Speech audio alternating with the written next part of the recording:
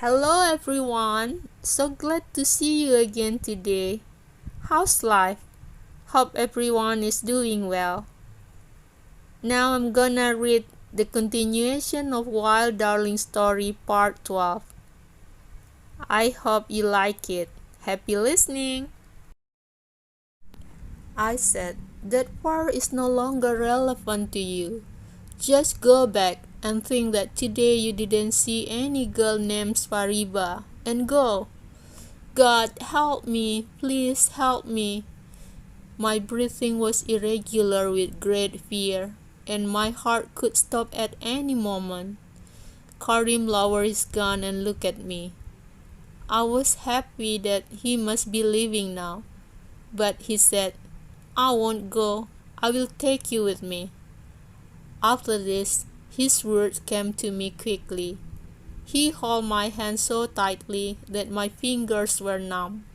No matter how much I cried and cried, this time he would not even listen and forcibly lifted me into the car. I threw my head cover on my face and started crying. I didn't even see Safura for the last time. God, keep Safura safe even though you don't like me.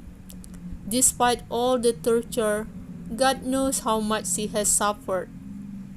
The sounds of the car were so loud that the sound of my crying could not be heard. I didn't say a word to Karim all the way because it was useless and he would take me with him anyway. I removed half of the head cover from my face to see where we were going. The Shah Mosque had two swords inside, and we were heading towards lovers and mystics. On the way, we passed a bakery alley and a car stopped behind the alleys between the streets. I looked outside until the sun shone on my eyes because I had shed so many tears. My eyes hurt and the sun was tormenting me. I pulled my head cover forward so that the sun would not hit my eyes. When I reached out to open the car door, Karim called, Don't touch me until I get off. I took my hand again and brought it under my head cover. Karim got out of the car. He opened the car door and said, Now you can get off. I gathered my skirt away from the door, looked at Karim and said, If you stand a little farther, I will go down more easily. Karim took a step back and said, I'm sorry, I don't understand. I got out of the car and stood under the shadow of a wall. The dirt and all alleys reminded me of my childhood home. Karim pointed to the side gate near me and said, Come on. I entered the house right behind Karim. Karim shouted as soon as he entered, Ya Allah! The sound of the children's jokings and drunkenness filled the house, but with my arrival, everyone fell silent. I took another step and stood next to Karim. I slowly put my hand on my head and pulled back my head cover to see where we were from. It was clear from the round eyes and open mouth that everyone was surprised to see me. A middle-aged woman came forward and asked, Karim, my son, who is this girl? I looked at Karim and before he said something, I said, I'm his wife, Aunt. Seeing me, Karim's mother touched her mouth and said, Allahu Akbar. Karim, my son, who is this girl? Karim looked at me angrily and said, Yes, mother, this girl is my wife. Karim's mother looked at me from head to toe and said, You who are marrying yourself, what did you say if I should nominate the daughter of people for him? Now what answer should I give to Gulsam? The girl is thinking about her dowry and is unaware that her future husband has gone away and brought you home. I saw Karim and said, Do you have a fiancé? Her mother jumped between my words and said, Don't talk. I don't know you. and I'm not interested in knowing you." And then she said loudly, "It's our business and become our responsibility. There are girls like you who turns people's houses into ruins.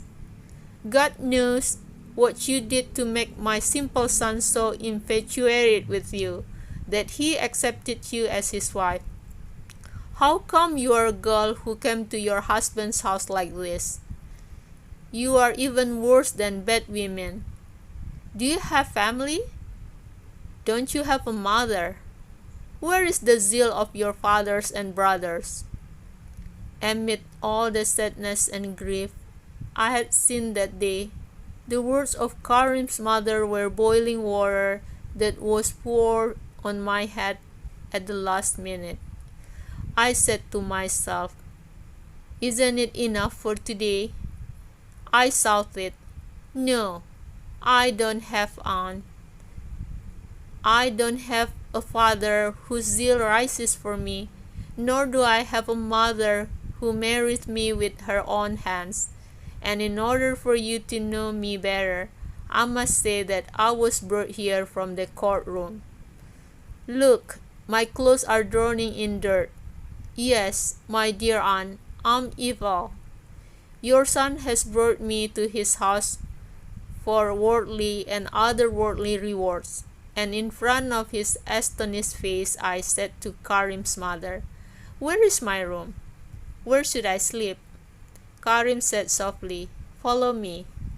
I entered the house in front of Karim's mother and several other women, all of whom were shocked by what they heard. I slowly climbed the stairs right behind Karim until we reached the second floor. He pointed out that it was the last room. As I was leaving, I grabbed him by the sleeve and said, "Woe to you! You are not as faithful as a dog." Karim held out his hand and pointed his index finger at me in a threatening manner, said, "Just say one more word you will regret speaking. Who are you to allow yourself to be reprimanded? Now you go straight to the same room and wait for me to come back. Woe to you for stepping out of the room. You got it?" There was a commotion from below and Karim went down so fast. I slowly climbed the wall and lowered my head to see what had happened. The two girls held Karim's mother in front of her and cried to prevent her from leaving.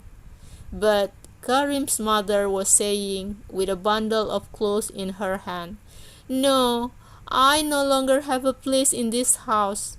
From now on, with which face should I raise my head among the people?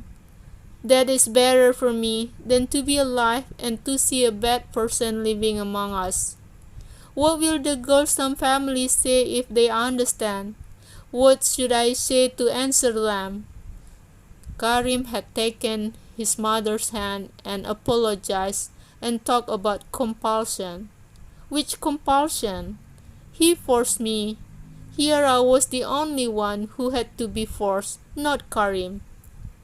Karim said, "Mother, by God, she is an innocent girl. She has no home and family. How could I let her stay in the street?" I said to myself, "What am I innocent of? Who said I don't have a home?" And I lowered my head to see better. There was a commotion, but the only thing they all had in common was the insults they gave me. 4 women were standing in front of Karim, and all of them were reprimanding Karim, and a small child was crying amidst the noise. Oh, I had never seen so many nervous people in one place in my life. Among them, he was like the owner who lost his dog. I was out of my world for a few minutes and I was amazed at them. Well guys, that's all for now. Hope you enjoy it. I'm gonna see you soon in part 13 of Wild Darling Story. Don't miss it. Don't forget to like, comment, and subscribe. See ya!